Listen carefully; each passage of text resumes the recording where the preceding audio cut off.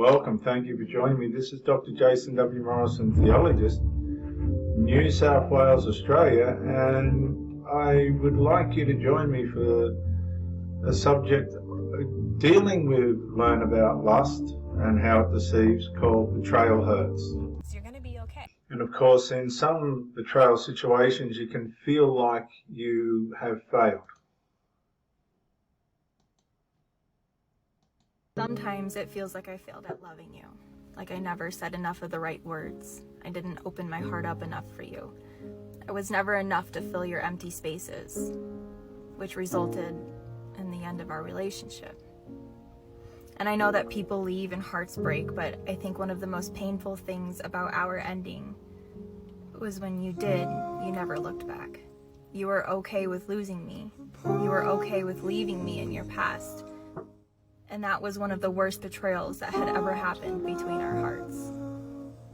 Yeah, that can be a heavy realization for all of us, can't it? When we just get left behind as if we never existed. Terrible. And should we always be prepared for betrayal? I'm not sure about that one, but it might be good advice. Always be prepared for betrayal. Anyone can betray you. They won't even think of the good you have done. And Jordan Peterson explains what cheating feels like.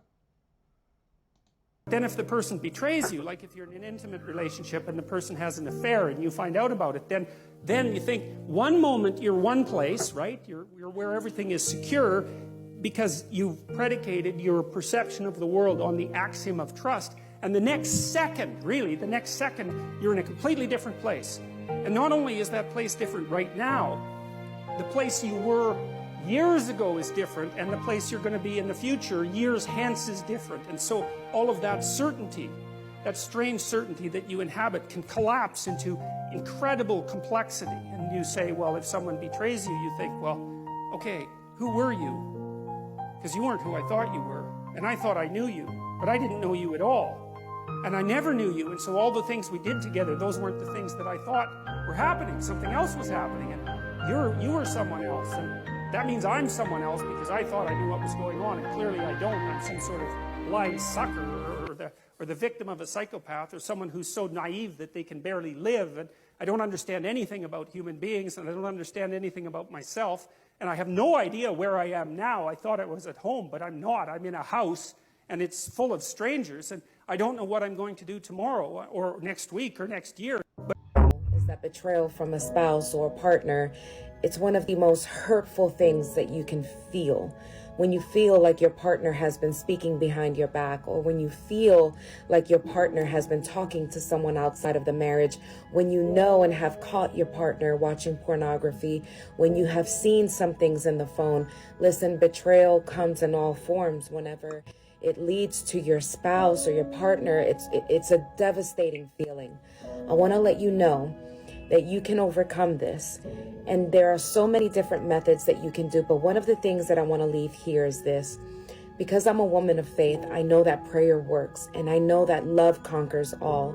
You may feel in the moment like you don't know what to do. You just want to give up and run. You just want to get away from the individual. But I want to let you know that the minute that you start to pray, and the minute that you start to fast, the minute that you give it to God, yes, you're going to have some fleshly feelings, right? You're going to be angry. You're going to be anxious. You're going to be depressed. You're going to feel turmoil. That's just the enemy stepping into your campground. But I want to let you know that you can conquer this. You can move past this. It just takes time.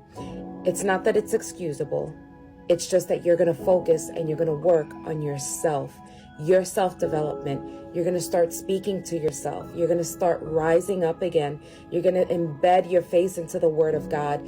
There is always hope. What happens in a marriage, when two people give up, that's when it crumbles. That's when it just tears into pieces. But when one person is willing to fight, there is still a standing chance. So what about the great betrayal in Matthew 26:47? And while Jesus was still speaking, behold, Judas, one of the 12, with a great multitude with swords and clubs, came from the chief priests and elders and people. And immediately while he was still speaking, Judas, one of the 12, with a great multitude with swords and clubs, came from the chief priests and the scribes and the elders, and something amazing happened here, you know. Luke 22:47, and while he was still speaking, behold, a multitude, and he who was called Judas, one of the 12, went before them and drew near to kiss Jesus.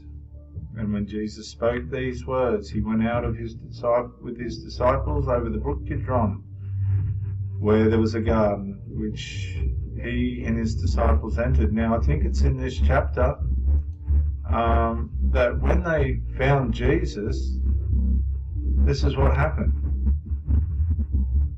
Jesus, knowing all these things, knowing that all these things would come upon him, went forward and said to them. So let's see what happens.